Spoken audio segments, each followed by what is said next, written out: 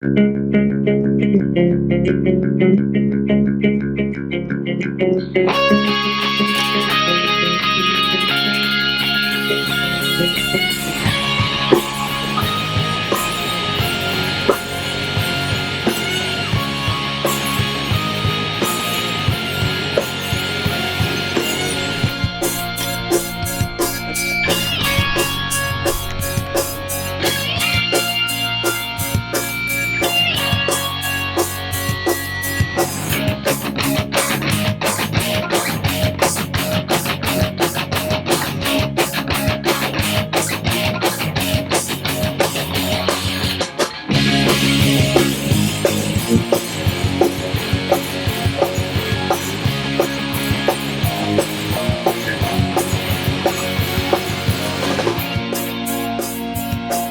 hey gang, how you doing? Jonathan here from Tailhunter Sportfishing, and it's time once again for the Mexican Minute LAPAZ video fishing report, coming to you from La Paz, Baja, Mexico, and covering all of the fishing action for our Tailhunter Sportfishing fleet for the dates of the 19th of August through the 25th of August 2025. Wherever you are, I hope you're doing well. Thank you so much for checking in. Thank you for spending time with us, and of course, if you like what we've been doing now for about 30 years down here, please give us a thumbs up, a like, and don't forget to subscribe. Let's jump right into it. Let me tell you, I think this past week might have just been the best fishing week we've had all summer. Not a lot of variety, but in terms of just action and fun fishing, we've been waiting for Dorado to show up. Normally they show up about, late April, May, June, but usually summertime fishing for us is Dorado fishing, where about 70-80% of the catch is going to be Dorado. Well, it really never happened. We had little jags of them here and there, but nothing really materialized. We'd see the fish, they just weren't interested. You throw bait, you throw lures at them. It's been like that all summer. You get one or two, maybe one day we have a really good bite. We think it's going to go off and nothing really happens. But I'll tell you what, the last 2 weeks or so, 70-80% of the catch is Dorado. Most of these are going to be schoolie-sized fish. If you'll wait and look at the fishing gallery that's coming up, and it's a big one this week, finally.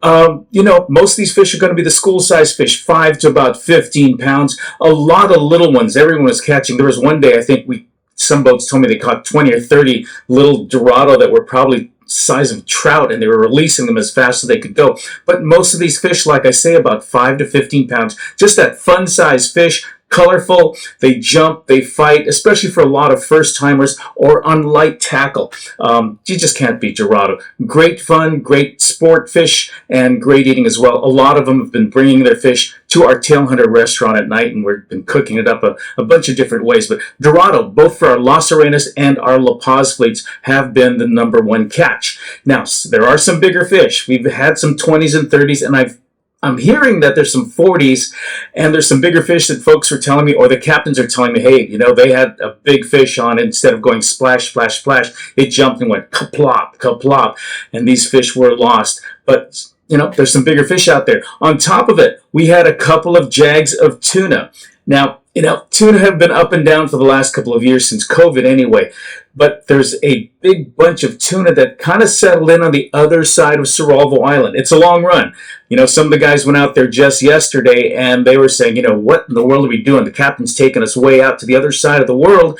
And then they got there, and the tuna exploded. And these weren't footballs. These were a little bit bigger. These were maybe 12, 15, 17-pound fun yellowfin tuna. All the boats loaded up on them. Of course, I'm getting really excited right now, and today we've sent boats out there, and they may find nothing. That's just the way it is with the tuna. They're moving fast. They were under schools of dolphin, so you had to jump on them. But at least for the last 2 days, there's been a really nice jag of yellowfin tuna, plus the Dorado, plus there's still some Pargo, there's some Cabria. Like I said, not a lot of variety. A couple Trevally and Pompano coming in. There are a couple of billfish that we've hooked. No one's really chasing them per se.